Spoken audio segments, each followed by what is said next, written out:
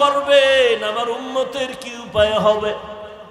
ঈসা নবীও কাঁদবেন, মুসা নবীও কাঁদবেন, বড় বড় জলিল কদর পয়গম্বরেরা কান্না করবেন। আম্মা জান আয়েশা বলতেন, কি হালাত তুই কিয়ামতে? নবী বলেন, আয়েশা সর্বশেষ উম্মতগুলো আমারে তালাশ করবে। আম্মা জান বলেন, নবী আপনাকে কই পাইবে উম্মতেরা? নবী বলেন, আয়েশা আমি আমার মাওলার কুদরতের সামনে মাকামে মাহমুদে সিজদায় পড়ে কান্না করব। নবীরা কাঁদবেন আর বলবেন, আল্লাহ আমার উপায় কি হবে? আর আমি মুহাম্মদ কান্না করে একবারও নিজের কথা বলবো না, আমি বারবার বলবো, আল্লাহ আমার উম্মতেরে বাঁচাও, আমার উম্মতেরে বাঁচাও, আমার উম্মত যেন জাহান্নামে না যায়। আমার উম্মত যদি জাহান্নামে যায় আমি জান্নাতে যাব না। আমার কান্না দেখে আমার আল্লাহ বলবেন, ও নবী কাঁদবেন না, আপনি মাথা উঁচু করেন, উম্মত গুলো ধরে ধরে জান্নাতের দিকে নিয়ে যান। আমি আমার উম্মত গুলো বেছে বেছে জান্নাতের দিকে হাউজে কাউসারের কিনারায় নিয়ে দাঁড় করাবো। আম্মা জান আয়েশা বলেন, ইয়া রাসূলুল্লাহ, কোটি কোটি কোটি মানুষের ভেতরে উম্মতের চিনবেন কি করে? নবী বলেন, ও আয়েশা, আমার উম্মতেরা যারা 5 ওয়াক্ত নামাজ ওযু বানাইয়া আদায় করবে, কিয়ামতের দিন তাদের ওযুর জায়গাগুলো নূরের আলোতে ঝলমল করতে থাকবে। আমি দেখে দেখে আমার উম্মতগুলো হাউজে কাউসারের কিনারায় নিয়া লাইনে দাঁড় করাইয়া আমি নবী নিজের হাতে কাউসারের পানি পেয়ালা ভরে ভরে দিব। আমার উম্মতেরা পানি পান করবে, পিপাসা থাকবে না। আমার উম্মতেরা কাউসারের পানি পান করে করে এভাবে জান্নাতের পথে গিয়া বসবে। এক পর্যায়ে দেখবো আমার উম্মত লাইনে এখনো বাকি, তবে মাঝখানে পর্দা পড়ে গেছে। আমি জিজ্ঞাসা করব, সাহাবায়ে কেরাম, ফেরেশতাকে পর্দা ফালাইলা কেন? উম্মত কি শেষ? বলে না, ফালাইলা কেন? ফেরেশতারা বলবেন, আল্লাহর রাসূল, এই যে উম্মত গুলো বাকি আছে এরা সব ভেজালওয়ালা, আপনার সুন্নতের তারা জবাই করেছে, নিজেও নামাজ পড়ে নাই, কেউ নামাজ পড়তো তাও পছন্দ করে নাই, নিজেও হালাল খায় নাই, যারা হালাল খাইতো তাদেরও পছন্দ করে নাই, নিজেও পাগড়ি পরে নাই, যারা পাগড়ি পরতো তাদেরও পছন্দ করে নাই, নিজেও নামাজ পড়ে নাই, যারা নামাজ আদায় করতো তাদেরও পছন্দ করে নাই, নিজেও জিকির করে নাই, যারা জিকির করতো তাদের পছন্দ করে নাই। মায়ার নবী বলেন, আমি তখন রাগান্বিত হয়ে বলবো, সোহকান সোহকা, বেগ বেগে যাও উম্মত, আমি তোমাদের নবী না, তোমরা আমার উম্মত না, দাবি করি না। ওই সময় আবু বকর কাঁদেন, ইয়া রাসূলুল্লাহ, হাসরের ময়দানে যদি নবী তাড়ায় দেয়, আমার আল্লাহ গায়বী আওয়াজ দিবে, জাহান্নামের ফেরেশতারা এই নাফরমানগুলোরে ধর, জাহান্নামের হ্যান্ডকাপ লাগায় দাও। জাহান্নামের হ্যান্ডকাপ লাগায় টেনে টেনে জাহান্নামের দিকে নিয়ে যাবে। ওয়াসিকাল্লাযীনা কাফারু ইলা জাহান্নামা যুমারা হাত্তা ইযা জাউহা ফুতিহাত আবওয়াবুহা ওয়া ক্বাল, জাহান্নামের আগুনের গরমে চামড়াগুলো খসে খসে পড়ে যাবে। ও আল্লাহর বান্দারা, ও যুবক, স্কুলে পড়ো, কলেজে পড়ো, চাকরি করো, বাধা নাই, ব্যবসা করো, বাধা নাই, তুমি ওখানে থাইকে নবীর আদর্শের মালা গলায় লাগাও।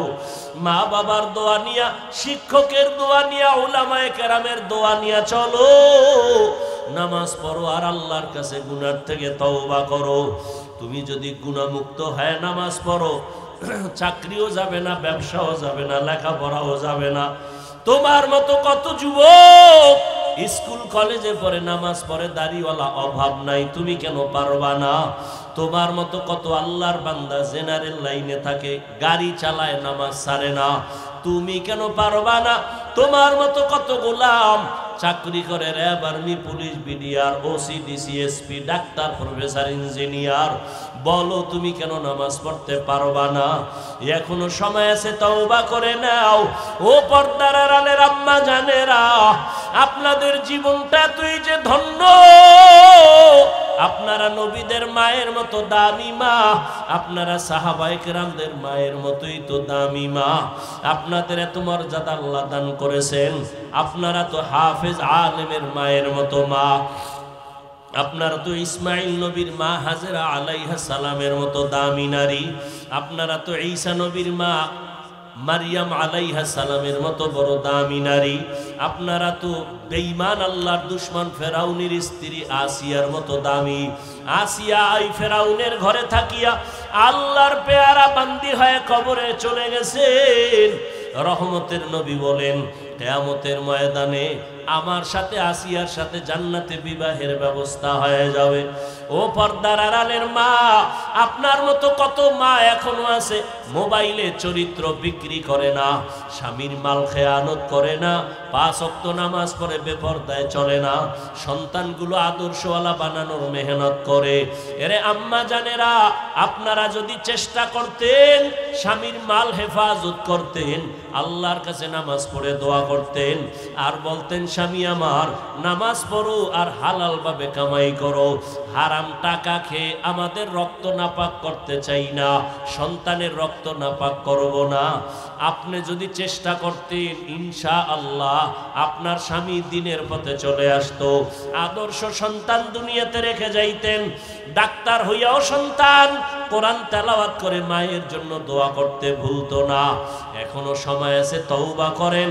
ও পর্দার আড়ালের মা, জীবনে আর বেপরদায় চলবেন না, নামাজ ছাড়বেন না, স্বামীর মালের খেয়ানত করবেন না, মোবাইলে সময় নষ্ট করবেন না।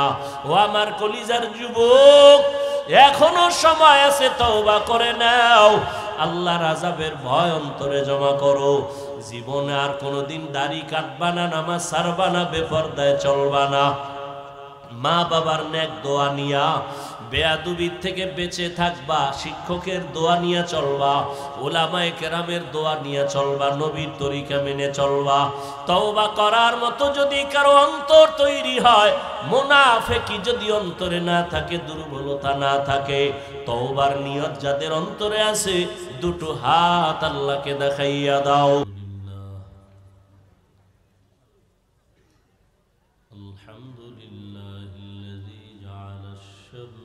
والقمر بحسبان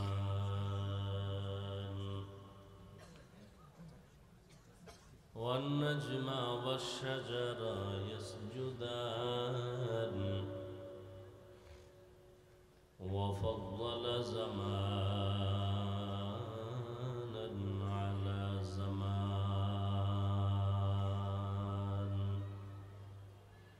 كما فضل مكانا على مكان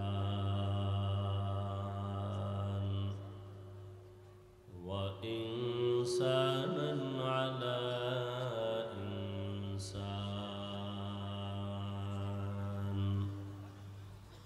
ونشهد أن لا إله إلا الله وحده لا شريك له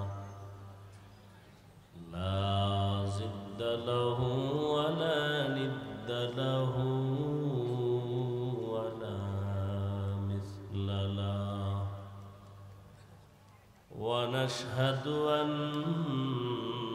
سيدنا وسندنا وحبيب ربنا وطبيبنا وطبيب قلوبنا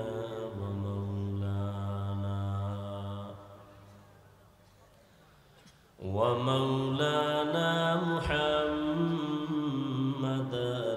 عبده ورسوله أرسله بالحق بشيرا ونذيرا وداعيا إلى الله بإذنه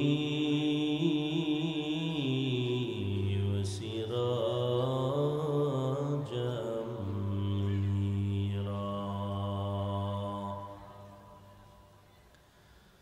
اللهم صل على محمد النبي الأمي وعلى آله وسلم تسليما وبعد فأعوذ بالله من الشيطان الرجيم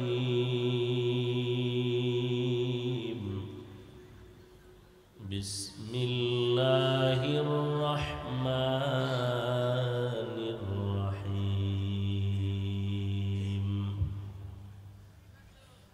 وأما من خاف مقام ربه ونهى النفس عن الهوى فإن الجنة هي المأوى وقال النبي صلى الله عليه وآله وسلم ألا كلكم راعين كلكم مسؤول عن رعيته أو كما قال النبي عليه الصلاة والسلام صدق الله مولانا العظيم وصدق رسوله النبي الأمي الكريم ونحن على ذلك من الشاهدين والشاكرين والذاكرين والحمد لله رب العالمين سبحانك لا علم لنا إلا ما علمتنا إنك أنت العليم الحكيم رب اشرح لي صدري ويسر لي أمري واحلل عقدة من لساني واحلل عقدة من لساني يفقه قولي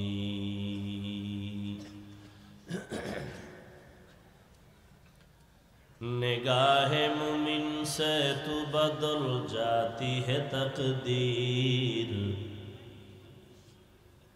نگاہ مومن سے تو بدل جاتی ہے تقدیر یہ بندہ کی قوت نہیں قدرت کا اشارہ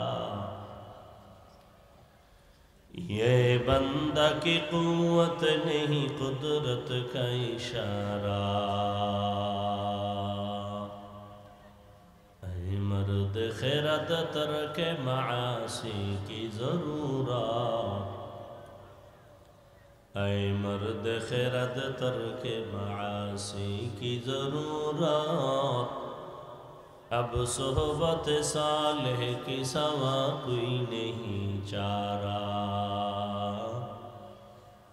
اب صحبت صالح کی سوا کوئی نہیں چارہ مردود ہے پیچھے ہمیں خبر نہیں لیکن مردود ہے پیچھے ہمیں خبر نہیں لیکن ایک وقت میں ہلاک جو اعمال ہے سارا ایک وقت میں ہلاک جو اعمال ہے سارا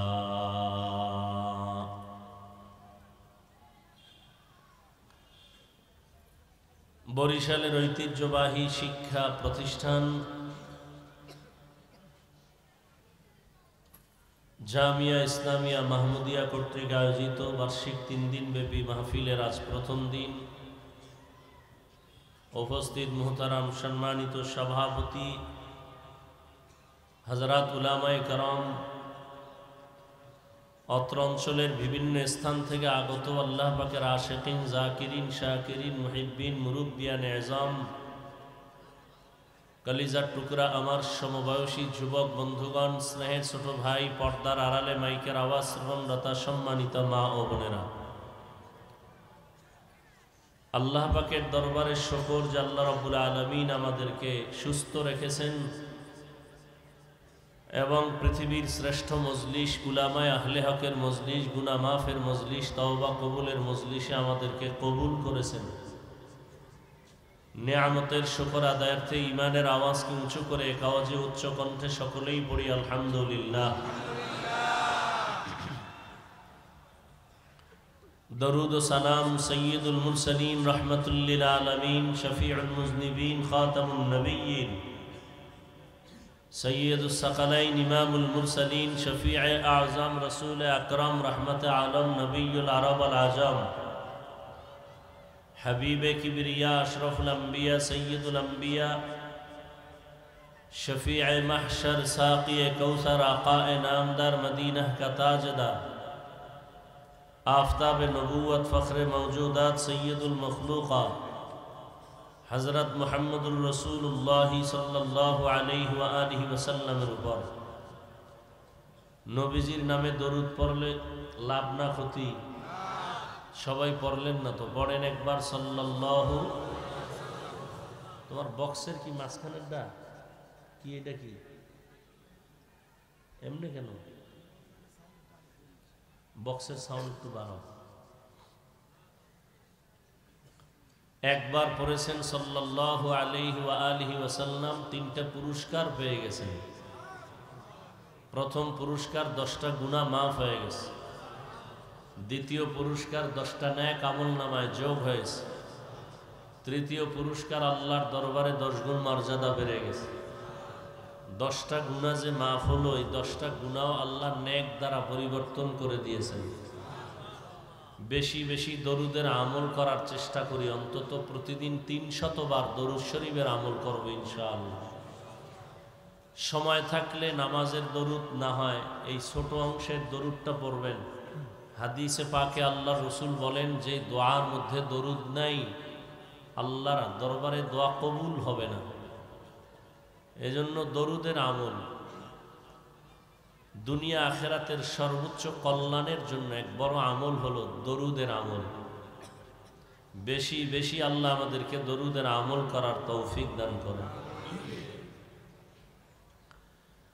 হযরত উলামায়ে কেরাম আলোচনা রেখেছেন ইনশাআল্লাহ আগামীকাল এবং পরের দিন দেশের শীর্ষস্থানীয় হযরত উলামায়ে কেরাম আসবেন, আলোচনা করবেন। উল্লেখযোগ্য যে হযরত পীর সাহেব হুজুর চরমনাই দামাত বারাকাতুহুম শেষ দিন আলোচনা রাখবেন। আরো অনেক উলামায়ে কেরাম, আল্লাহ পাক উলামায়ে কেরামদের কথাগুলো সহি তরিকায় আমল করার তৌফিক দান করেন। উলামায়ে কেরামের ইজ্জতকে আল্লাহ বেশি বেশি বাড়ায় দেন। উলামায়ে কেরামের সম্মানকে বিনষ্ট করার জন্য যারা বিভিন্ন ষড়যন্ত্র করে ফেসবুক বা মিডিয়ার মাধ্যমে, আল্লাহ এদের হেদায়াত দান করেন। আমি আপনাদের দোয়া নেওয়ার জন্য হাজির হয়েছি। দোয়া সবথেকে বড় একটা অস্ত্র। আর দোয়া সালাহুল মুমিন, মুমিনের বড় হাতিয়ার একটা দোয়া। দোয়ার দ্বারা বান্দা অনেক দূর এগিয়ে যায়, যেটা নিজের চেষ্টায় আগাতে পারে না। এই দোয়া আমার সবথেকে বড় পুঁজি। বাকি সংক্ষিপ্ত কয়েকটি কথা বলার নিয়তে কোরআনে হাকিমের এক আয়াতে কারিমা, রসুলের হাদিস থেকে এক হাদিসের অংশ পেশ করেছে। সহি নিয়তে, সহি তরিকায়, সহি কিছু কথা কোরআন সুন্নাহর আলোকে আমাকে বলার মতো, আপনাদেরকে শুনবার মতো ইখলাস ও রুহানিয়াতের সাথে আল্লাহ কবুল করেন। ওয়া আম্মা মান খাফা মাকামা রাব্বিহি ওয়া নাহান নাফসা আনিল হাওয়া ফাইন্নাল জান্নাতা হিয়াল মাওয়া। আল্লাহ বলেন, হে রসুল উম্মতকে বলে দেন যে আমার আদালতে দাঁড়াইয়া হিসাব দেওয়ার ভয়ে নিজেকে দুনিয়াতে গুনাহ থেকে বাঁচাবে, আমি আল্লাহ তাকে বিনা হিসাবে জান্নাত দিব। নবীজি বলেন, আলা সাবধান হে উম্মত, কুল্লুকুম রাঈন, তোমরা প্রত্যেকেই দায়িত্বশীল। অকুল্লুকুম মাসউলুন আন রাইয়াতিহি, প্রত্যেকেই দায়িত্বের কারণে আল্লাহর আদালতে জবাবদিহিতার কাঠগড়ায় দাঁড়াতে হবে, বিচারের সম্মুখীন হতে হবে। নবীজির হাদিস শুনে সাহাবাদের মধ্য থেকে কেউ বললেন, হে আল্লাহর রাসূল, দায়িত্বশীল কে কার উপর? নবীজি বললেন, অধীনস্থদের যিনি গার্ডিয়ান কর্তা হবেন সে অধীনস্থদের দায়িত্বশীল। আর একজন সাহাবী বললেন, অধীনস্থদের দায়িত্বশীল হবে, আমার অধীনেও কেউ নাই, আমিও কারো অধীনে নাই, আমি একা, আমার কি দায়িত্ব? নবীজি বললেন, আপনি আপনার অঙ্গ প্রত্যঙ্গের দায়িত্বশীল। প্রত্যেক সন্তান পিতামাতার অধীন, সন্তানের জন্য মা বাবা দায়িত্বশীল। স্ত্রী স্বামীর অধীন, প্রত্যেক স্বামী স্ত্রীর দায়িত্বশীল। মসজিদের ইমাম ও খতিব মুসল্লিদের দায়িত্বশীল। ওয়ার্ডের মেম্বার ওয়ার্ডের মানুষের দায়িত্বশীল, চেয়ারম্যান ইউনিয়নের দায়িত্বশীল, মাদ্রাসা বা প্রতিষ্ঠানের ছাত্রদের জন্য শিক্ষক দায়িত্বশীল, দেশবাসীর জন্য সরকার প্রধান দায়িত্বশীল, গোটা উম্মতে মুহাম্মদীর জন্য উলামায়ে আহলে হক দায়িত্বশীল। আল্লাহর আদালতে দায়িত্বের কারণে জবাবদিহিতার কাঠগড়ায় দাঁড়াতে হবে।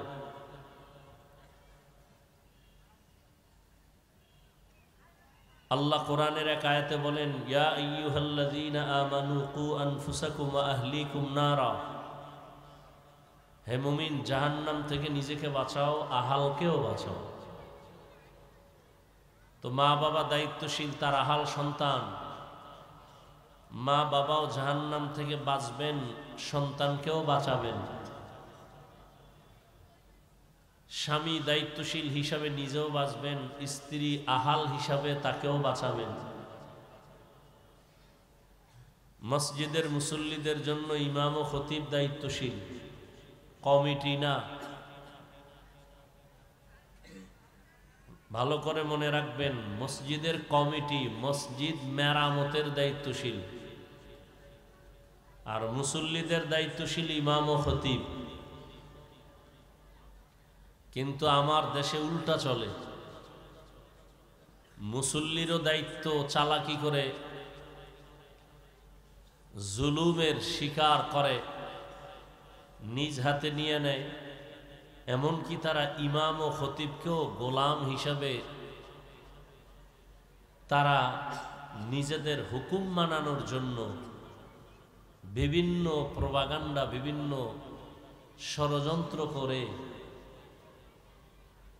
অথচ কমিটির মূল দায়িত্ব মসজিদ সুন্দর করা, বিল্ডিং কিভাবে করবে, ইমাম খতিব কিভাবে থাকবে, আর মুসল্লিদেরকে সুন্দর করার দায়িত্ব ইমাম ও খতিব। কোন কমিটি মুসল্লিদেরকে দ্বীনি লাইনে কিছুই দায়িত্ব নাই বলা, কিন্তু নাই তো দূরের কথা, ইমাম খতিবকেও সে চালাতে চায়। এই দোষ আমাদের কপালকে দিতে হবে, আর কাউকে না। কারণ শিয়ালের হাতে মুরগি দিলে যা হবে, ধর্মের চাবি সুদখোর বেনামাজির হাতে দিলে তাই হবে।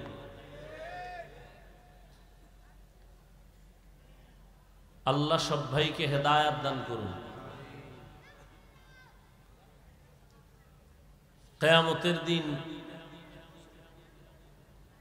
যে ব্যক্তি বলবে আমার অধীনে কেউ নেই, আমি একা, তার অঙ্গ প্রত্যঙ্গের দায়িত্ব নিয়ে আল্লাহর আদালতে দাঁড়াতে হবে।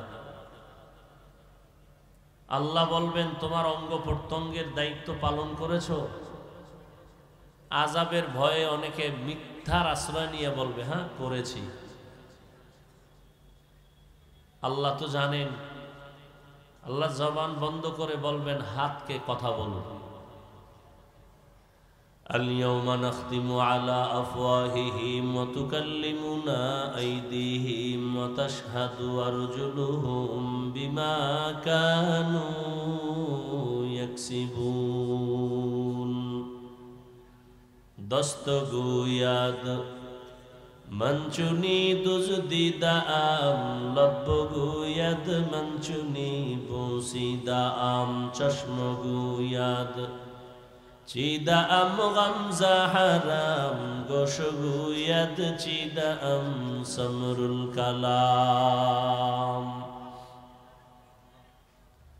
আল্লাহর আদালতে আল্লাহ বলবেন হাত কথা বলো, কান কথা বলো, চোখ কথা বলো।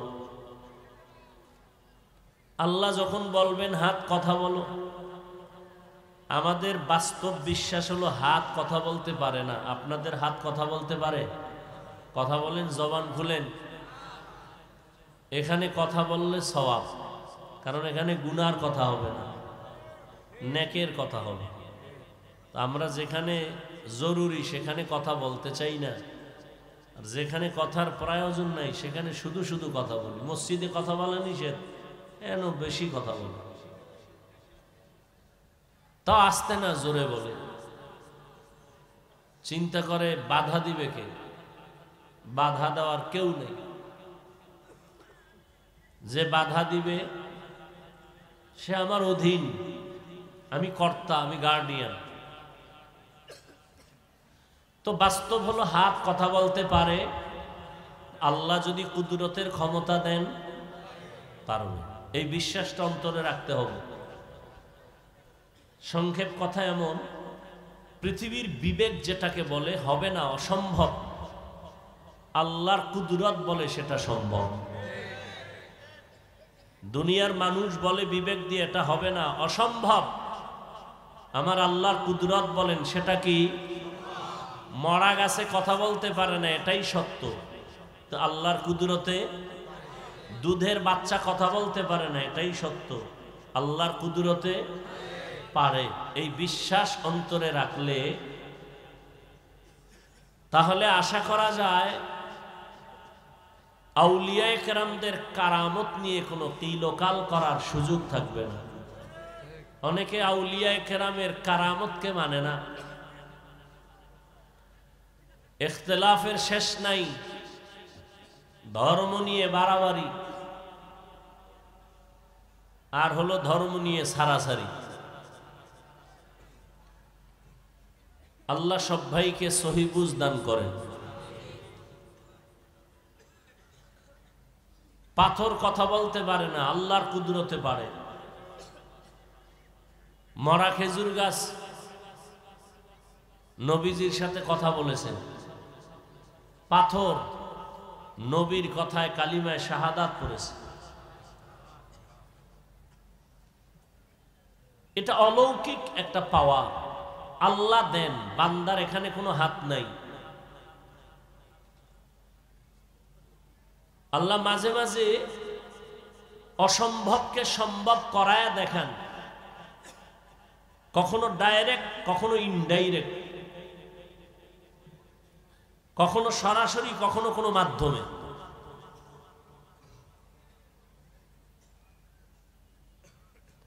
একশোতলা বিল্ডিং 100 বছরের গ্যারান্টি, এক মুহূর্তে ভেঙে যায় একটা ভূমিকম্পের কারণে। আল্লাহর কুদরত। আবার কোন আল্লাহর কুদরতি অস্বাভাবিক কিছু ক্ষমতা আল্লাহ পাক তার প্রিয় বান্দাদের দ্বারা দেখান। বান্দা দেখায় নাকি দেখান? আল্লাহ দেখান তার প্রিয় বান্দাদের দ্বারা।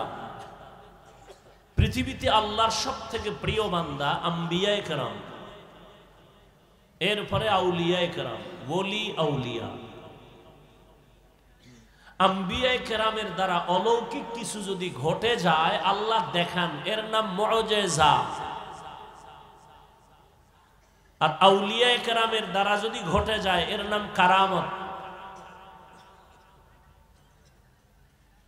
আবু জাহাল হাতের মুষ্টিতে পাথর নিয়ে কয়, এই ভাতিজা, আমার হাতের মুঠে কি আছে বলতে পারবা? বলে, বললে কি হবে? বলে, পুরস্কার দিব। কি দিবেন? বলে, আমি নবী মানবো, কালেমা পড়ব। নবী বলেন আমি বলতে জানি না। কেন জানো না? বলে আমি গাইবের মালিক না। গাইবের মালিক কে? قُلْ لَا يَعْلَمُ مَنْ فِي السَّمَاوَاتِ وَالْأَرْضِ الْغَيْبَ إِلَّا اللَّهُ। হে নবী, আপনি বলে দেন আসমানের বাসিন্দারা কেউ গায়ব জানে না, জমিনের বাসিন্দারা কেউ গায়ব জানে না। একমাত্র গায়বের ইলম আছে আল্লাহর, আর কারো নাই। নবী বলেন আমি বলতে জানি না চাচা। তবে নবী এখানে আওয়াজ দিলেন, এই চাচার হাতে কি আছো একটু আওয়াজ দাও। সাথে সাথে আবু জাহালের হাতের পাথরগুলো কালিমা পড়া শুরু করলো। আরো আস্তে করে বলে, মুসলমানের একটা আওয়াজ বাতিল ভণ্ডদের জন্য একটা আতঙ্ক। আবু জাহাল পাথরগুলো মাটির মধ্যে ফেলে কয়, ভাতিজা তুমি এত বড় জাদুকর? পাথর কথা বলতে পারে না। আল্লাহ বলাইছেন নি কার মাধ্যমে? বলেন, নবীর মাধ্যমে। এর নাম মুআজিজা। নদীর মধ্যে পানি নাই বহু বছর, শুকনা নদী। একজন আল্লাহর ওলির কাছে আসলেন। আল্লাহর ওলি একটা চিঠি লেখলেন, বললেন চিঠিটা নদীর মধ্যে ফেলে দাও। লোকেরা গিয়া নদীর মধ্যে চিঠি ফেলে দেওয়া মাত্র শুকনা নদীতে পানির জোয়ার শুরু হয়ে গেল। এটা কোনো নবীর দ্বারা হয় নাই, একজন ওলির দ্বারা হয়েছে। দীর্ঘ বছর পানি নাই নদীর মধ্যে, একটা চিঠি লেখা ছাইরা দিছে, পানি শুরু হয়েছে। এটা একটা, আপনারা তো সুবহানাল্লাহ বলছেন, কত লোক বলবে এটা কি গাঞ্জাখুরি কথা? শুকনা নদীতে একটা চিঠি লেখা ছাইরা দিছে, পানির জোয়ার, এটা কেমন কথা? আচ্ছা বলো তো, এই কামটা ঘটাইল কে? দাঁড়ান, কাম একজনে বলে কাজটা কে গড়াইলো? তো একজনে কয় কাজটা গড়াইছে চরমনাই পিসাব। কত দলিল ছাড়া কাফের, এটা হতেই পারে না। এটা চিঠি লেখা নদীর মধ্যে ফেলবে আর পানির জোয়ার হবে, এটা কেমনে হয়? না না না না, চরমনাই না। কারা করছে? কয় ঘটনাটা ঘটাইছে দেওবন্দি। কয় তারা মিনি কাফের, পুরানা।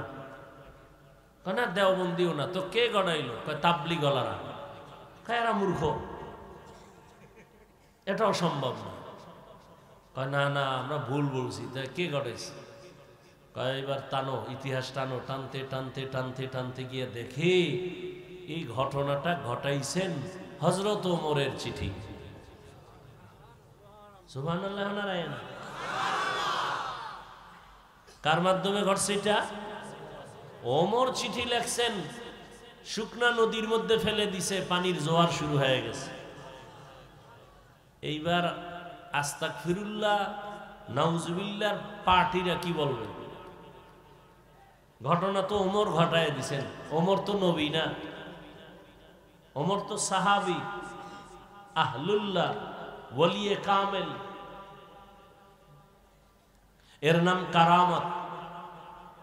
বিশ্বাস করলে মুমিন, অবিশ্বাস করলে বেঈমান। আল্লাহর কুদরতের দ্বারা সব সম্ভব, অবিশ্বাস করলে বেঈমান। মানে বান্দার কোনো হাত নাই। কথা বুঝেননি? এই রকম কিছু অলৌকিক ঘটনা যদি অন্য কেউ ঘটায়, যেমন আদ্রসি ঘটায় দিছে,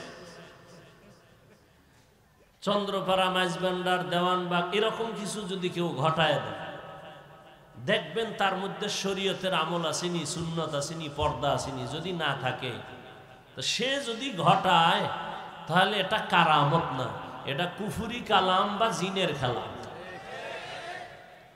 এটা কি কুফুরি কালাম অথবা জিনের চালবাল। জিনের মাধ্যমে এরকম কিছু হতে পারে। অলৌকিক ঘটনা আল্লাহ যে ঘটাবেন কোনো গুনাহগারের দ্বারা ঘটাবেন না, আল্লাহর প্রিয় বান্দা যারা তাদের মাধ্যমে আল্লাহ ঘটায় দেখাবেন। কোথা থেকে কোথায় চলে আসছি, হাত কথা বলতে পারে না, আল্লাহ যখন বলবেন কথা বলো, হাত কথা বলবে। কেমনে বলবে? আল্লাহু আলাম। হাতকে আল্লাহ বলবেন তোমার ডিউটি যথাযথ পালন হয়েছে কিনা বলো। এই যে এক হাতে 5টা আঙ্গুল আছে না, এক একটা আঙ্গুলে কর আছে কতটা? 5 আঙ্গুলে কয়টা? এগুলো আল্লাহ অনর্থক বানান নাই। ও বান্দা, 5 বেলার নামাজ আদায় করিয়া ফরজের পরে ডান হাতের আঙ্গুলের কর গুলো গুনে গুনে তুমি 33 বার আলহামদুলিল্লাহ পড়ো, 33 বার সুবহানাল্লাহ পড়ো, 34 বার তুমি আল্লাহু আকবারের তাসবিহ পড়ো। এই করগুলো গুনা গুনা পড়ো। বাম হাতে না ডান হাতে? ভালো কাজ সব সময় ডান হবে, বাম হবে না, মনে থাকবে। ভালো কাজ কোন হাতে হবে? ডান হাতে বিড়ি টানে, বাম হাতে চা টানে, কারণ তার বিড়ি টানা খুব ভালো, স্বাস্থ্য সুন্দর থাকে, মেশকের ঘ্রাণ পাওয়া যায় পাশে দাঁড়াইলে। আল্লাহ হেদায়াত দান করুন। তাহলে ভালো কাজ বাম হবে না ডান? তাহলে কোন হাতের কর দিয়ে গুনবেন? অনেকে বাম হাতে গুনে, এটা উচিত না। গুনাহ হবে তা বলছি না, উচিত না। তো হাত বলবে হে আল্লাহ, এই হাত দ্বারা মা বাবার খেদমত করবে, করে নাই। এই হাত দ্বারা কোরআন শরীফে আঙ্গুল দিয়ে দিয়ে টেনে টেনে পড়বে, পড়ে নাই। বরং এই বান্দা এক ধ্বংস লীলা হাতের মধ্যে নিয়ে আঙ্গুল টেনে টেনে আলেমের বিরুদ্ধে ফেসবুকে লেখছে। আল্লাহ বলবেন চোখ তোমার কি হক আদায় করেছে সাক্ষী দাও। চোখ বলবে হে মালিক, এই চোখ দিয়েছো তুমি, মা বাবা দেখবে, দেখে নাই। চোখ দিয়া আলেম দেখবে, সওয়াব হবে, দেখে নাই। এই চোখ দিয়া বাইতুল্লাহ দেখবে, দেখে নাই। কোরআন দেখে দেখে পড়বে, দেখে নাই। বরং দরওয়াজা জানালাটা বন্ধ করে সারাটা রাত মোবাইল হাতের মধ্যে নিয়া কবিরা গুনাহ, কবিরা গুনাহ, কবিরা গুনাহ দেখে দেখে রাত কাটিয়েছে। এরকম আসামি নাই? ওয়ালাকাদ যারানা লিজাহান্নামা কাসীরাম মিনাল জিন্নি ওয়াল ইনসি লাহুম কুলুবুন লা ইয়াফকাহুনা বিহা ওয়া লাহুম আ'য়ুনুন লা ইউবসিরুনা বিহা ওয়া লাহুম আযানুন লা ইয়াসমাউনা বিহা উলাইকা কাল আনআমি বাল হুম আদাল উলাইকা হুমুল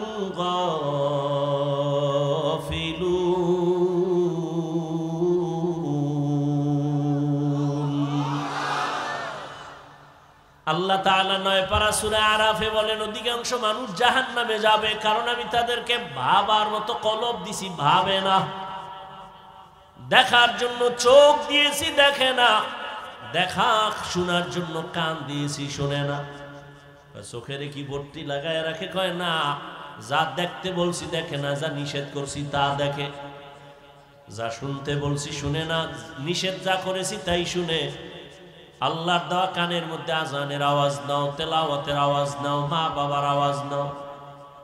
বান্দা সব বন্ধ করে অল টাইম কানের মধ্যে গানের তার লাগায় গান শুনতে শুনতে ঘুমায় গেছে।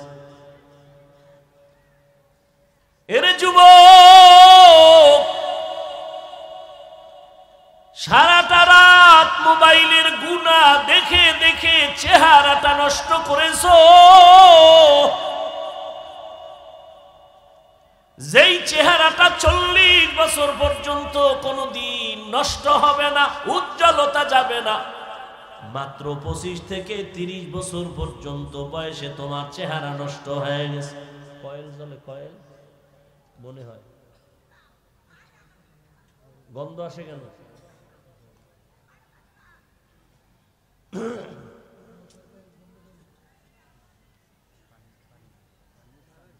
নিবেদন কয়েল নিবেদন।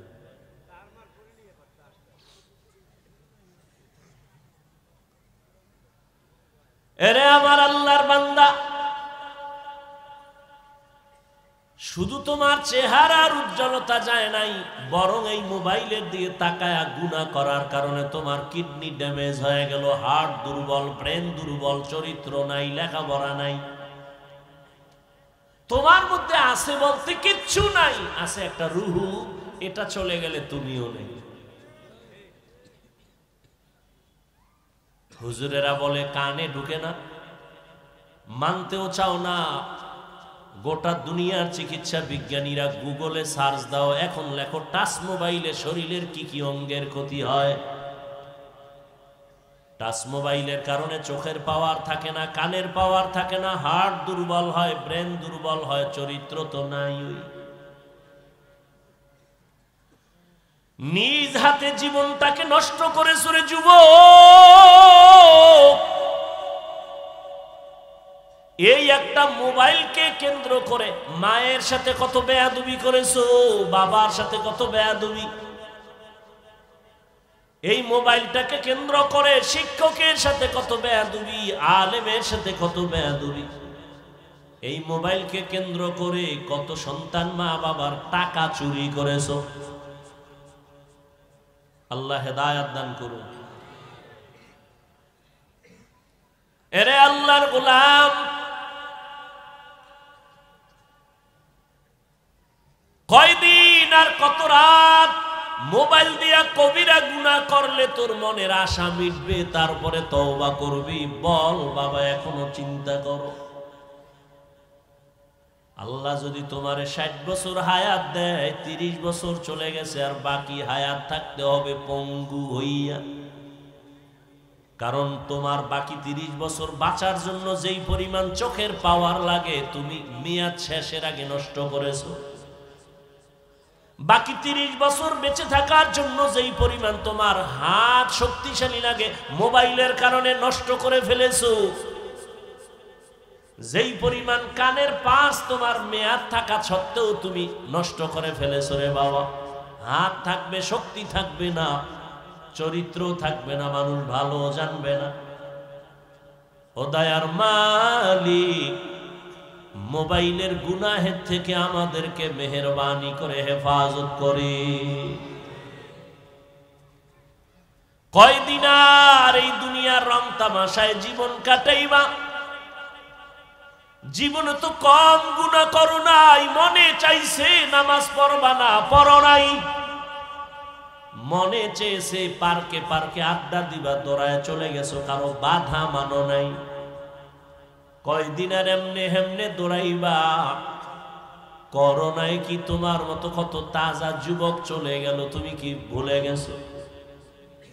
ছাত্র জনতার বৈষম্য বিরোধী আন্দোলনে কত যুবকের তাজা লাশ, ডেঙ্গুতে কত যুবক। এমন একটা দিন নাই যে যুবকের লাশের কোনো খবর নাই। আর কত পার্কে পার্কে দৌড়াইলে তোমার মনের আশা মিটবে, তারপরে তওবা করবা? ও আমার কলিজার বাবা, আর কত গুনাহ করলে তোমার মনের আশা মিটবে, তারপরে তওবা করবা? এবং এটাও ভাবো, হায়াতের আর বাকি আছে কতদিন।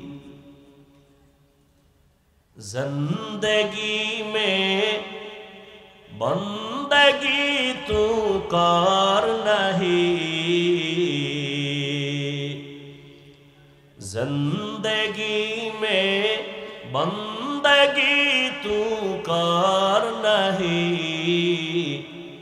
जिंदगी में बंदगी शर्मिंदा है, जिंदगी में बंदगी शर्मिंदा है।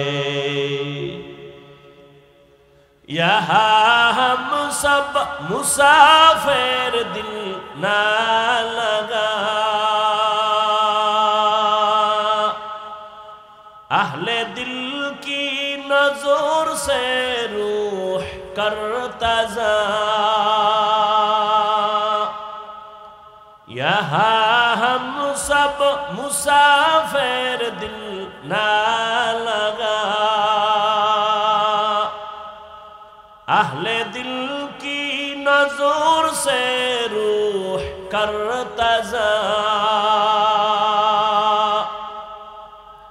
शाह दौलत सब फकीर गर नेक नेह, शाह दौलत सब फकीर गर नेक नेह, जिंदगी में बंदगी तू कर नहीं,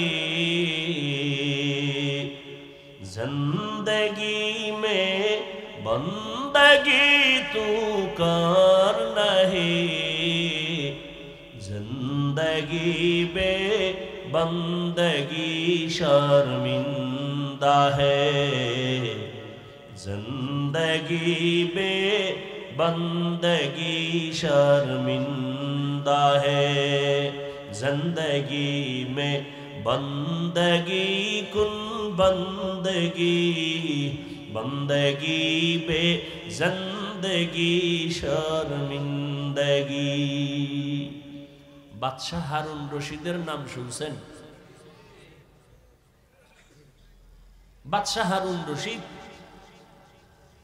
একদিন তার রাজপ্রাসাদে ওলামাদের একটা কাফেলা জমা করলেন দাওয়াত মেহমানদারির জন্য। উঠা বসা করলে আমি দোয়া করে দেব। তো ওলামাদের কাফেলা বাদশাহ হারুন রশিদের রাজপ্রাসাদে হাজির। বাদশাহ হারুন রশিদ একদিকে রাষ্ট্রপ্রধান, অন্যদিকে আল্লাহর প্রিয় একজন ওলিয়ে কামেল। রাষ্ট্রপ্রধান তো তিনিই হবেন যে জনগণের ইমামতিও করবে, মসজিদে আবার জুমার খুতবা দেওয়ার অধিকার রাখবে। আর আমগো অবস্থা, জনগণের প্রতিনিধি ইমামতি করবে দূরের কথা, সালাম দিতে পারে না। সালাম দেয় সালামালাইকুম, স্টাইল সালামালাইকুম, মানে তোর উপরে আল্লাহর গজব, হে ঘুরায় খাও আলাইকুম, তোর উপরে আরো আগে। বাদশাহ হারুন রশিদ ওলামাদের কাফেলাকে ডাকলেন। তার স্ত্রীর নাম জানেননি? খবর নেই। দুনিয়ার গুনাহগারদের নাম জানে না? দুনিয়ার মধ্যে শ্রেষ্ঠ নায়িকা সুন্দরীকে এ নামও, হ্যাঁ হ্যাঁ, এ নামও জানে। তাফসীরের একটা অংশ। আল্লাহ হেদায়েত দান করুন। অথচ দুনিয়াতে যাদের অক্লান্ত অবদান, মনীষী আল্লাহর প্রিয় গোলাম, এদের নাম আমাদের খবর নেই। বাদশাহ হারুন রশিদের স্ত্রীর নাম কি? জুবায়দা খাতুন। কি নাম? জুবায়দা খাতুন। তিনি ছিলেন কোরআনে হাফেজা। তার কাজের মহিলা ছিল 100, সবাই কোরআনে হাফেজা। যাই হোক, ওদিকে আমি যাব না। বাদশাহ হারুন রশিদ ওলামায়ে কেরামদের ডেকে যথেষ্ট পরিমাণ মেহমানদারি করালেন। এবার একটা প্রস্তাব দিলেন, প্রশ্ন করলেন, হযরত উলামায়ে কেরাম, আমি আপনাদের ডেকেছি আমার একটা অন্তরের ঝামেলা নিরসন করার জন্য। আমি বাদশাহ হারুন রশিদকে আপনারা চিনেন, আপনারা আমার দেশের সর্বোচ্চ লেভেলের আলেম। আমাকে একটু বলতে হবে আজ আপনাদের। আমি 5 ওয়াক্ত নামাজ পড়ি, আমি আল্লাহর বিধান পালন করার চেষ্টা করি। অতএব আমাকে বলবেন আমি বাদশাহ হারুন রশিদ কি জান্নাতি না জাহান্নামী? প্রশ্নটা খুব সহজ। ওলামায়ে কেরামদের মধ্য থেকে একজন একজন বলা শুরু করলেন, আপনি ভালো মানুষ, নেক আমল করেন, আপনি জান্নাতের পথে আছেন যদিও বলা যাবে, তবে নিশ্চিত জান্নাতি না জাহান্নামী এটা বলার কোনো উপায় নাই, এটা বলা যাবে না। এইভাবে পুরা কাফেলার সব আলেমের এক আওয়াজ, আপনি জান্নাতের পথে আছেন অথবা গুনার কারণে জাহান্নামের পথে আছেন বলা যাবে, কিন্তু নিশ্চিত আপনি জান্নাতি না জাহান্নামী এটা বলা। বাদশাহ হারুন রশিদ বলেন, তো আপনাদের ডেকে লাভ হলো কি? কি লাভ হলো? ঠিক আছে, আমার মনের কষ্ট মনেই থেকে গেল, আপনারা বিদায় নিতে পারেন। বলতে না বলতেই মজলিসের মধ্য থেকে 9 বছরের একটা বালক দাঁড়ায় গেছে। কয় বছর? 9 বছরের বালক দাঁড়ায় বলেন, বাদশাহ জাহাপনা, বেয়াদবি যদি মাফ করে দেন, আমি একটু কথা বলতে চাই। কয় বলো। কয় সামনে আসতে হবে। কয় আসো। বলে, বাদশাহ আপনি যে প্রশ্নটা করছেন, আপনি জান্নাতি না জাহান্নামী, আমি একুরেট আমি আপনাকে জবাব দিতে চাই।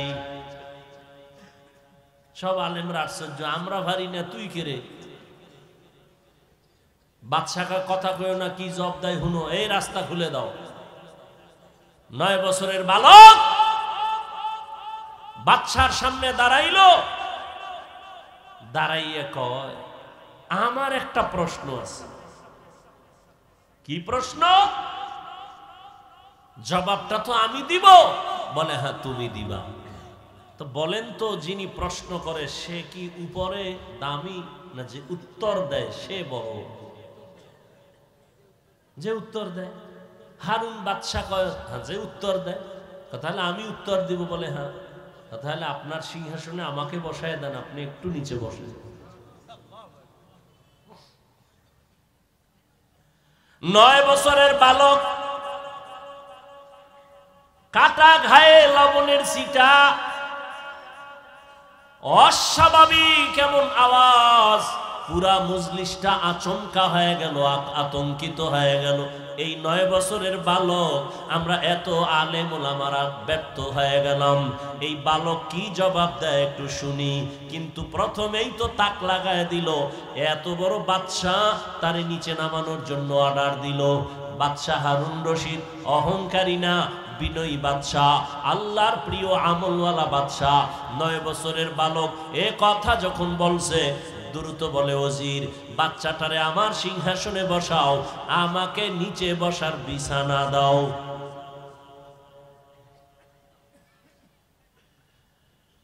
বাচ্চাটারে উপরে বসাইয়া বাচ্চা নিচে বসলো। মরিচ ছোট হইল, ঝাল কম নেই। হ্যাঁ, বাচ্চা সিংহাসনে বৈশা 9 বছরের বালক প্রথমে জবাব দেওয়ার আগে বলে, ও বাদশা তাকায় দেখেন, বেয়াদবি মাফ করবেন, এলেমের সম্মান তো এমনই হয়। কিসের সম্মান? এলমেরা এজাজু করদান বেহিসাব, এলমেরা এজাজু করদান বেহিসাব, খলকেরা দাদন জবাবে বাসওয়াব, হক না দারত দোস্তে খলকা জারেরা, নিস্তে ই খসলত একে দিনদারেরা। বাচ্চা ডাক দিয়ে বলল, 9 বছরের বালক, এলেমের সম্মান তো এমনই হয়। রহমতের নবী কালেমার দাওয়াত দিবেন, কিন্তু চতুর্পার্শ্বে দুশ্মন ঘোরা। 7 বছরের সন্তান আইসা নবীর হাতে হাত লাগায় কালেমা পড়লেন। কয় বছর? কেউ বলেন 9 বছর, কেউ বলেন 8 বছর, কেউ বলেন 11 বছর। রহমতের নবীর হাতে কালেমা পড়েছেন, কালেমার পতাকা উড্ডীন করার শপথ নিয়ে নিলেন। রহমতের নবী বললেন, এরে সন্তান, এতদিন তুমি ছিলা আমার চাচাতো ভাই, এখন তুমি আমার সাহাবী। আল্লাহ যদি কপাল খুলে দেন, কিছুদিন পরেই এই সন্তান হবে রসুলের জামাতা। বলতে পারেন কে? হযরত আলী রাদিয়াল্লাহু তাআলা আনহু। হযরত আলী 7 থেকে 11 বছরের বয়সে নবীর হাতে হাত লাগাইলেন। রহমতের নবী খুশি হইয়া দোয়া করলেন, আনা দারুল হিকমাহ ওয়া আলিউন বাবুহা। আমি হইলাম ইলম ও হিকমতের ঘর, আর এই ইলম ও হিকমতের ঘরের দরওয়াজা আমার আলী। ইলমের সম্মান পাওয়ার এত বেশি, হযরত আলী আল্লাহর শুকর আদায় করেন। রাজিনা কিসমাতাল জাব্বার ফিনা লানা ইলমুন ওয়ালিল আদাই মালু ফাইন্নাল মা লা ইয়াফনি আন করিবিন ওয়া ইন্নাল ইলমা বাকিন লা ইয়াজালু। হযরত আলী বলেন, ও আল্লাহ, তোমার শুকর আদায় করি, সম্মানের চেয়ারে বসার জন্য 2 জিনিসের একটা লাগে, হয়তো শিক্ষাগত যোগ্যতা ইলম দরকার, না হয় টাকা দরকার, মাল দরকার। দুনিয়ার মানুষ শিক্ষিত বান্দারও সম্মানের জায়গা দেয়, অথবা যে ব্যক্তি টাকাওয়ালা তারও সম্মানের চেয়ার দেয়। ও আল্লাহ, তুমি আমাদের টাকার মালিক বানাও নাই, ইলমে ওহির মালিক বানাইছো, শুকর তোমার। ইলমের কারণে এত সম্মান, টাকা পাইয়া খুশি না রে মালিক, কারণ টাকাওয়ালার টাকা আজ আছে কাল থাকবে না। ইলম ওয়ালার ইলম সিনায় ঢুকবে, কখনো বিদায় হবে না। টাকাওয়ালার টাকা আজ আছে কাল নাই, আর শিক্ষা যেটা ঢুকছে ইলম, এটা আর যাবে? বলেন না কেন?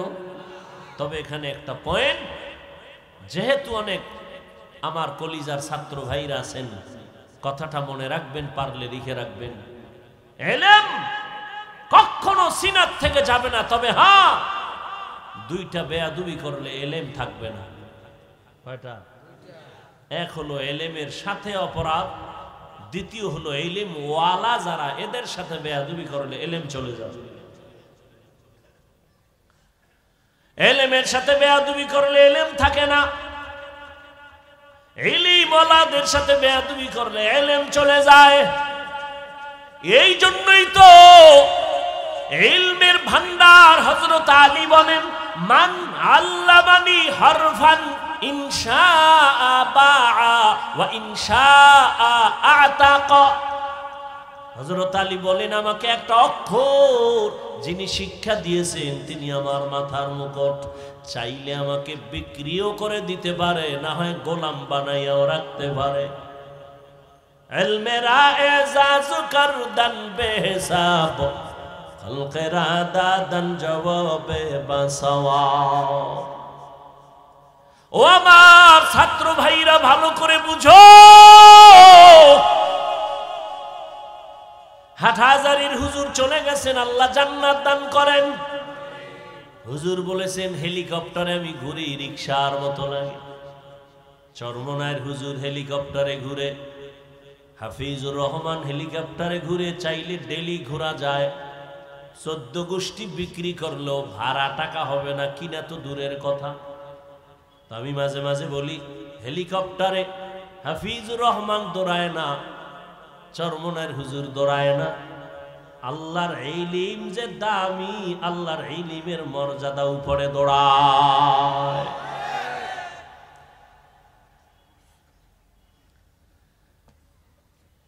ও আমার ছাত্র ভাই, ভালো করে শুনো, এলেম কিন্তু দুই লাইনের এলেম আছে। একটা হলো ইলমে শয়তানি, আর একটা হলো ইলমে রহমানি। শয়তানি ইলম যখন আসবে, তোমার অহংকার বাড়বে, কিবির বাড়বে, হাসাদ বাড়বে, আমি ভাব ক্রমান্বয়ে তোমার ইলম তোমাকে বেয়াদব বানায় দিবে। এই জন্যই তো জগতের শ্রেষ্ঠ ইলমওয়ালা রহমতের নবী বারবার দোয়া করতেন, আল্লাহুম্মা ইন্নী আসআলুকা ইলমান নাফিআ। ও আল্লাহ, এমন ইলম আমারে দাও যে ইলমের দ্বারা আমার উপকার হবে, উম্মতের উপকার হবে। ওই ইলম তো রহমানি না, যেই ইলম আমাকে বিনয়ী করতে পারে না, এই ইলম তো ইলমে নাফি না। ওই ইলম তো ইলম আসল ইলম না, যেই ইলম আমাকে অহংকার মুক্ত করতে পারে না, আমাকে গুনাহ থেকে ফিরাতে পারে না, বেয়াদবি থেকে ফিরাইতে পারে না, এটা ইলমে নাফি না। এই ইলম আমার জন্য ক্ষতির কারণ। এই জন্য আল্লাহর কাছে নবী, যার কোনো গুনাহ নাই, সে রহমতের নবী, ইলমে নাফি কামনা করেন আল্লাহ থেকে। আল্লাহ হেদায়েত দান করুন। তো ওই 9 বছরের বালক কোথায়? সিংহাসনে বয়া কয়, ইলমের সম্মান তো এমনই হয়। কেমন? আমি 9 বছরের বালক সিংহাসনে, সারা দুনিয়া মাতানো সিংহাসনের ব্যক্তি নিচে বসা। এইবার কয়, আপনার প্রশ্নটা আবার করেন। বাদশাহ হারুন রশিদকে আমার প্রশ্ন, আমি নামাজ পড়ি, রোজা রাখি, পর্দা করার চেষ্টা করি, বালক তুমি বলো আমি জান্নাতি নাকি জাহান্নামী? 9 বছরের বালক বলে, আপনি একটু বলবেননি আপনার জীবনে এমন কোন ঘটনা হয়েছে কিনা, যেই ঘটনা বড় মারাত্মক, আপনি চাইলে একা একা অনেক গুনাহ করতে পারতেন, একা কেউ দেখতো না, চাইলে জিনা করতে পারতেন, কিন্তু আল্লাহর আযাবের ভয় আপনি গুনাহ করেন নাই। বাদশাহ হারুন রশিদকে একটা নি বহু হয়েছে, চাইলেই গুনাহ করতে পারতাম, কিন্তু আমি আল্লাহর আদালতে হিসাব দেওয়ার ভয়ে আমি গুনাহ করি নাই। 9 বছরের বালক বলে, নিশ্চিত আপনি জান্নাতি। বাদশাহ হারুন রশিদ সে তার আগে আলেমরা দাঁড়ায় গেছে, কই পেয়েছ তুমি 9 বছরের বালক? নিশ্চিত জান্নাতি বলার কোন দলিল তোমার কাছে? বলে, সব থেকে পৃথিবীর শ্রেষ্ঠ দলিল কোরআন শরীফ। দলিল না, আমি দলিল দিচ্ছি। আল্লাহর জমিনে শ্রেষ্ঠ দলিল কোরআন। বাদশাহ হারুন রশিদ যে নিশ্চিত জান্নাতি, তার দলিল নাও। ওয়া আম্মা মান খাফা মাকামা রাব্বিহি ওয়া নাহান নাফসা আনিল হাওয়া ফাইন্নাল জান্নাতা হিয়াল মাওয়া। হর কে দারত খৌফ হক দর দিল মদাম জান্নাতুল মাওয়া দেহত উরা মাকাম। আল্লাহ ওয়াদা করেছেন যে আমার আদালতে দাঁড়াইয়া হিসাব দেওয়ার ভয়, নিজে গুনাহ থেকে নিজেকে বাঁচাবে।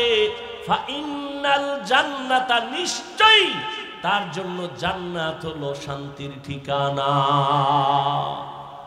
আতিনা ফি দারে দুনিয়া না হাসান, আতিনা ফি দারে উকবানা হাসান, ইয়া গিয়াসাল মুস্তাগীসি নাহদিনা লিফতিখারা বিল উলুমে ওয়াল গিনা।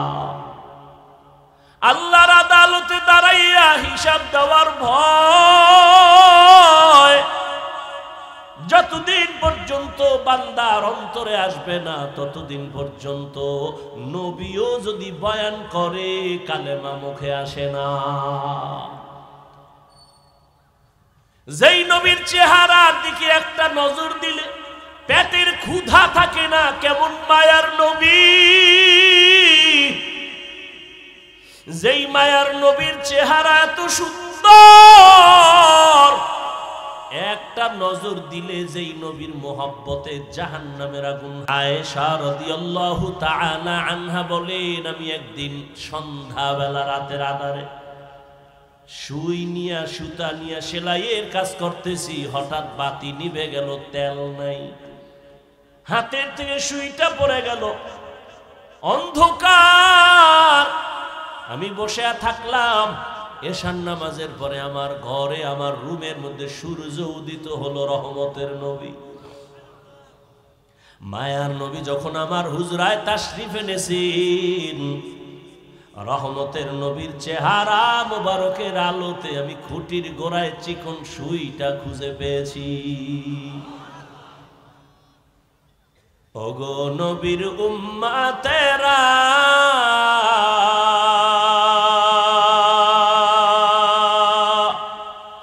হয়ে আজি দিশাহারা, কোরআন হাদিসের চলো যখন যাহা চায় মনে, নবী বিনে কে দরবে ফুলসিরাত মিজানে, নবী বিনে কে দরবে ফুলসিরাত মিজানে। উম্মতের কান্ডারি নবী কাঁদেছেন উম্মতের লাগি, এখনো কাঁদেন নবীজি শুয়ে মদিনার পানে,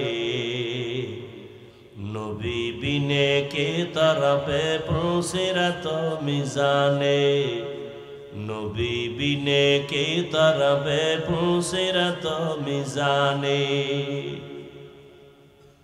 وأما من خاف مقام ربه ونهى النفس عن الهوى فإن الجنة هي المأوى।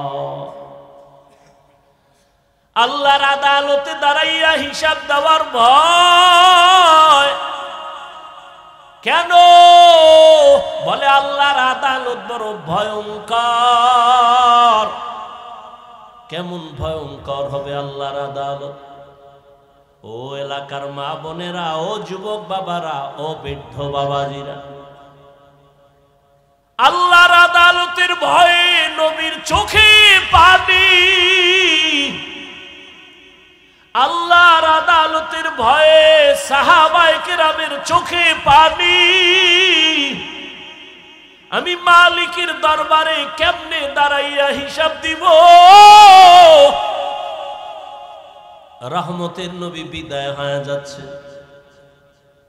বিদায়ের আগে নবী বলেন, এই সাহাবায়ে কেরাম, কোন দিন হায়াত শেষ হয়ে যাবে বলা যায় না, হায়াতের কোনো গ্যারান্টি নাই। নবী বাথরুমে গেলেন, বাথরুম থেকে বের হইলেন, বের হইয়া নবী মাটিতে তায়াম্মুম করলেন। সাহাবী ডাক দিয়া কয়, রাসূল, ওই মাঠের কোনায় পানি দেখা যায়, আপনি ওখানে গিয়ে ওযু করবেন। পানি থাকলে তো আর তায়াম্মুম চলে না। কি সভাপতি যদি থাকে, সহসভাপতির কোনো কাজ লাগে না। নবী বললেন, সাহাবী, আমিও দেখতেছি পানি মাঠের কিনারায়, কিন্তু বলো ওই পানি পর্যন্ত যাওয়ার গ্যারান্টি আছে? পানি পর্যন্ত যাওয়ার গ্যারান্টি নাই। এই জন্য তায়াম্মুম করে নিলাম, ওখানে যাইয়া আবার আমি ওযু করে নিব। আমার আল্লাহর আদালতের ভয়। নবী বললেন, ও সাহাবায়ে কেরাম, কোন দিন চলে যাব বলা যায় না। আমার কাছে কোনো কারো হক যদি পাওনা থাকে তাড়াতাড়ি আদায় করে নাও। আমার ছাত্রদেরকে যদি বলি, বাবারা, আমার কাছে যদি কিছু পাওনা থাকো নিয়ে নাও, তো 2, 4, 5, 10 টাকা থাকলে এটা কেউ চাইবে? নবী বললেন কারো হক থাকলে নাও, আসামির কাঠগড়ায় দাঁড়ানো যেন না লাগে। সাহাবায়ে কেরাম চুপ হয়ে গেলেন। নবী কি বলে এগুলো? লজ্জার কথা। কিছু পাইলেও তো নবীর এগুলি কেউ বলবে না। কিন্তু দুঃসাহসী একজন সাহাবী দাঁড়ায় গেলেন, দাঁড়াইয়া বললেন, ইয়া রাসূলুল্লাহ, একদিন আপনি আমার শরীরে একটা টাচ করেছিলেন, এমনিতে একটা টাচ করেছিলেন হালকার উপরে। নবী কয় তাহলে এটা তো আমি এমনি করেছি, ঠিক আছে তুমি এটার প্রতিশোধ নিয়ে নাও। সাহাবায়ে কেরাম তো আগুন হয়ে গেছে, এত বড় দুঃসাহস, নবী কইছে আর দাঁড়ায় গেছে। নবী বুঝতে পেরেছেন, তোমরা গরম হইও না, তাকে আসার মতো রাস্তা খুলে দাও। রহমতের নবী আমার সাহাবী সামনে আইসা কয়, ইয়া রাসূলুল্লাহ, যখন আপনি আমার শরীর টাচ করেছিলেন, আমার শরীরে কোনো জামা ছিল না, খালি গায়ে ছিল। নবী কত সরল। নবী মসজিদে বয়া রইছে, একটা জামা গায়ে। এক বাচ্চা আইসা কয়, আমার বুড়া মা একটা জামা চাইছে। নবী কয়, নাই যাও। গুইরা আবার আইছে বাচ্চা, আইসা বলে, আপনার গায়ে যেটা আছে না এটা চাইছে। নবী গায়েরটা খুলে দিয়ে দিছে, দিয়া নবী খালি গায়ে বয়ে দিছে। বেলাল তো আজান দিতে এসে দেয়, সর্বনাশ, নবী খালি গায়ে বসা। আল্লাহ আয়াত নিয়ে পাঠাইছে সূরা বনী ইসরাঈল। নবীকে গিয়া বলো, এত বেশি হাতকে প্রসারিত না করে যে নিজে নিঃস্ব হয়ে থাকবে, লজ্জা পেতে হবে। আবার এত বেশি হাত আটকাইয়া যেন না রাখে যে মানুষ তাকে কৃপণ বলে দোষারোপ করবে। সাহাবী বলেন, ইয়া রাসূলুল্লাহ, আপনি যখন আমার শরীরে টাচ করেছিলেন, আপনার গা ছিল খালি। নবী বলে, ঠিক আছে, তা আমিও জামা উঠাই। নবী পিছন থেকে জামাটা উঠাচ্ছেন, সাহাবী একটা দৌড়, এত জোরে দৌড়াইয়া পেছন দিকে ঘুরিয়া নবী যখন জামা উঠাইছেন, নবীর গর্দান মোবারকের নিচে একটা মোহরে নবুয়ত। সাহাবী দৌড়াইয়া মোহরে নবুয়তে চুমা খায়া কইরা গিয়া কয়, নবী মাফ করে দেন, বেয়াদবি করে ফেলেছে। নবী কয়, সাহাবী কি করলি? জান্নাত ওয়াজিব করে ফেললি।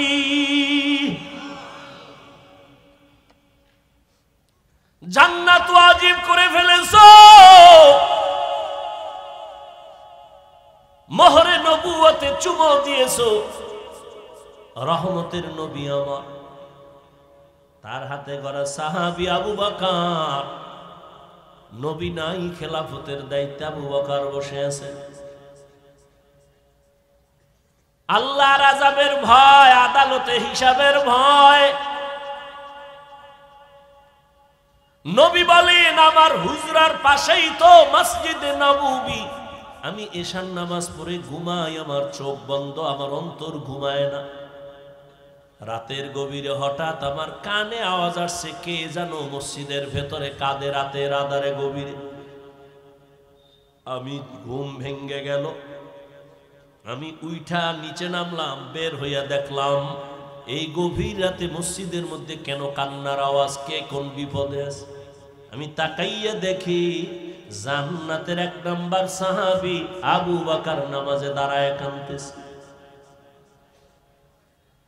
নামাজ শেষ, আমি জিজ্ঞাসা করলাম, আবু বকর, গভীর রাতে আপনি নামাজে দাঁড়ায় কেন কাঁদেন? আবু বকর বলেন, ইয়া রাসূলুল্লাহ, আল্লাহর আদালতে দাঁড়াইয়া হিসাব দেওয়ার ভয় আমি নামাজে কান্না করেছি। অথচ তার আমল কত সুন্দর, ইখলাস কত সুন্দর, তেলাওয়াত কত সুন্দর, নামাজ কত সুন্দর, তাকওয়া কত সুন্দর। এরপরেও যদি তারা কান্না করে, তাদের তুলনায় তো আমাদের কোনো নামাজ নাই, কোনো ইখলাস নাই, তাকওয়া নাই, আমল নাই, ঈমানও নাই, কিছুই নাই তাদের হিসাবে। আমাদের তো গলায় রশি লাগায় কান্না করা দরকার, অথচ আমাদের চোখে পানি নাই, কেউ কান্না করলে তাও দেখতে পারি না। বড় দুঃখ। খেলাফতে আবু বকর আছেন, রাষ্ট্র পরিচালনা করেন। বিবি সাহেব একদিন বললেন, ও খলিফাতুল মুসলিমিন, আমার মিষ্টি খাইতে মনে চায়। দেখেন আল্লাহর ভয়ে চান্দাবাজার ধান্দাবাজেরা দেশটারে নাপাক করে ফেলেছ। চান্দাবাজি আর ধান্দাবাজি করে এদের থেকে উলামায়ে কেরাম হাতে নিতে হবে এই রাজনীতির ময়দানকে পবিত্র করার জন্য। কারণ নাপাক মানুষের দিমাগ দিয়া কোনোদিন নাপাক পবিত্র জমিনকে পাক করা যায় না, অপবিত্র জমিনকে পাক করা যায় না। এখানে পবিত্র মেধা লাগবে, আল্লাহর ভয় লাগবে। আর আপনারা নাক টেনে ঘুমান দেশ স্বাধীন।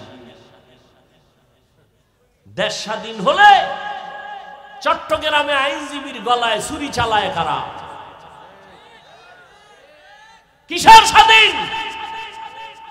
মুসলমান স্বাধীন বলে নাক টেনে ঘুমাবে ওই দিন যেদিন ইসলামের স্বাধীন হবে। মুসলমান তো নিশ্চিন্তে স্বাধীন বলে ঘুমাবে সেদিন এদেশের জমিনে কোরআনের বয়ান করবে উলামায়ে কেরাম, সুদখোর বেনামাজির থেকে অনুমতি লাগবে না যেদিন। এদেশের মানুষ দিব্যি আরামে ঘুমাবে নিশ্চিন্তে সেদিন এদেশের মসজিদ আর মাদ্রাসার কমিটিতে সুদখোর বেনামাজি থাকবে না যেদিন। তুমি এখানে স্বাধীন স্বাধীন বলো, আর ঢাকার শহরে মহিলারা সাংবাদিক সম্মেলন করে আর বলে আমাকে দেহ ব্যবসার অধিকার আবার ফেরত চাই। কাফনের কাপড় নিয়ে রেডি থাকো, আবার যুদ্ধ হবে, আবার ডাক আসবে, আবার আন্দোলন হবে জালেমের বিরুদ্ধে। মুসলমানের আন্দোলন একবার না বারবার? মুসলমান জীবন একবার দেয় না, বারবার দেয় জালেমের বিরুদ্ধে। আল্লাহ সবাইকে হেদায়েত দান করুন। কার পিছনে ঘুরো? কার পিছনে ঘুরে দাড়ি কেটেছ? কার পেছনে ঘুরে নামাজ ছেড়েছ? সে তোমার আপন বন্ধু না। স্বার্থে আঘাত লাগলে সদস্য দল থেকে সদস্য পদের নাম কাটবে না, কল্লা কেটে ফেলবে। আল্লাহ হেদায়েত দান করুন। মানুষের ব্রেনকে আইওয়াশ করে রাখছে। ধর্ম আর রাজনীতি আলাদা। রসুল রাষ্ট্র চালান নাই, আলাদা কেন? সুলাইমান নবী গোটা দুনিয়া চালাইছেন, চালান নাই? ইউসুফ নবী মিশরের অর্থমন্ত্রী ছিলেন, ছিলেন না? এ ঘটনা কোরআনে নাই?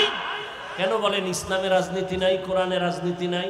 হ্যাঁ, আপনার চান্দাবাজি আর ধান্দাবাজি ইসলামে নাই। ইসলামে কি আছে? মালিক যেই প্লেটে খাবে গোলাম একই প্লেটে খাবে। ইসলাম কি বলে? কর্মচারী কাজ করবে, ঘাম ঝরার আগে বেতন দিয়ে দাও।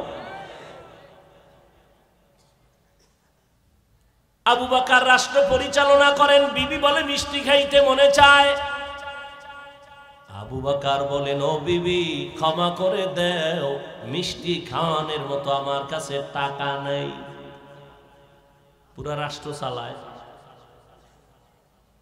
বিবি চুপ হয়ে গেছেন।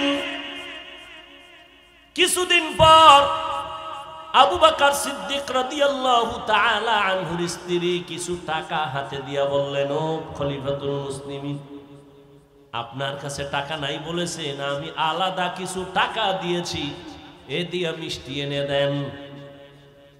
আবু বকর কয়, এই টাকা পাইছো কই? আমনে কইবেন নি বউ টাকা দিলে কই পাইছো? আমনে কইবেন এটি জিগানোর দরকার নেই, চুরি করে আইনে দিল শকর হাজার বার। বলবেন তোমাকে ধন্যবাদের মাঝে মাঝে আরো আইনো, চুরি করে হলো আনবা, কোনো তোমার টেনশন নাই। আর আবু বকর বলে, ওই বিবি, এই যে টাকা তুমি দিয়েছো কোথায় পেয়েছো? আল্লাহর ভয় কাকে বলে দেখেন, বিবি বলে আপনি যে মাসে মাসে বেতন নেন না, ওই বেতনের টাকা থেকে আমি কিছু ধরে ধরে এটা জমাইছি।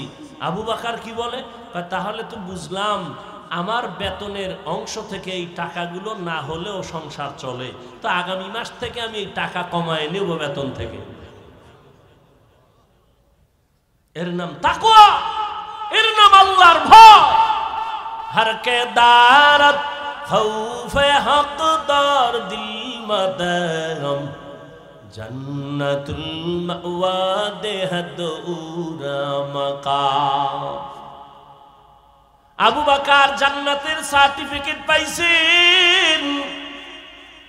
নবী বলেন জান্নাতের সার্টিফিকেট পাইয়া আবার কাঁদেন কেন? আবু বকর বলেন, ইয়া রাসূলুল্লাহ, আপনিই তো হাসরের কঠিন বয়ান করেছেন। হাসরের ময়দান বড় ভয়ঙ্কর হবে। ওই দিন সব নারী আর পুরুষেরা উলঙ্গ দাঁড়াবে, সূর্য মাথার উপরে নেমে আসবে, জমিন হবে তামা, জাহান্নামের আগুনের গরম। ওদিকে আমার আল্লাহ রাগান্বিত আওয়াজ দিবেন, লিমানিল মুলকুল ইয়াউম লিল্লাহিল ওয়াহিদিল কাহ্হার। আল্লাহ এতটা রাগান্বিত আওয়াজ দিবেন যে হাসরের ময়দানটা থরথর করে কেঁপে উঠবে। আবু বকর বলেন, ইয়া রাসূলুল্লাহ, নবীরা পর্যন্ত কান্না করবেন সেই দিন, আপনিই বয়ান করেছেন। হাসরের ময়দানের ভয়ঙ্কর হালাত দেখে যে নবীদের গুনাহ নাই তারাও কাঁদবেন। মুসা নবী কাঁদবেন, ঈসা নবী কাঁদবেন, ইব্রাহিম নবী কাঁদবেন, আদম নবী কান্না করবেন। উম্মতেরা পাগলের মতো দৌড়াবে, সুপারিশের জন্য কোন নবী সুপারিশ করবেন না। ও রহমতের নবী, আপনিই বয়ান করেছেন। আম্মা জান আয়েশা রাদিয়াল্লাহু তাআলা আনহা বলেন, নবীজিরে মাঝে মাঝে দেখতাম আমার রুমের মধ্যে বৈশা নবী গুনগুন করে কান্না করেন। আমি আয়েশা 6 বছরে আমার নবীজির সাথে বিয়া হলো, 9 বছর বয়স আমি নবীর ঘরে আসলাম। আমার 18 বছর যখন বয়স হয় নবী দুনিয়া থেকে চলে গেলেন। আমি নবীরে কান্না করতে দেখলে ভয় পাইতাম, আমার এই অল্প বয়সের কারণে না জানি কোনো বেয়াদবি হয়ে যায়। আমি বারবার জিজ্ঞাসা করতাম, ও মায়ার নবী, আপনি আমার রুমে বৈশা কেন কাঁদেন?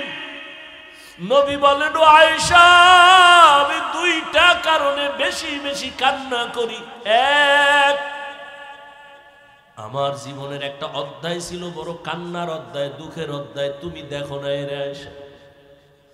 আমার মক্কার মানুষ আমার আরামে ঘুমাইতে দেয় নাই, আমার চতুর্দিক থেকে আক্রমণ, আমার শরীরের মধ্যে পাথর মেরে রক্ত ঝরাইছে, আমার হাঁটার পথে কাটা দিত।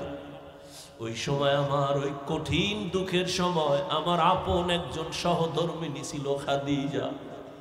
ওই খাদিজার কথা যখন আমার মনে পড়ে চোখের পানি ধরে রাখতে পারি না রে আয়েশা। খাদিজার কথা মনে পড়লে চোখের পানি চলে আসে। আর হাসরের মাঠের কথা যখন মনে হয় আমি চোখের পানি ধরে রাখতে পারি।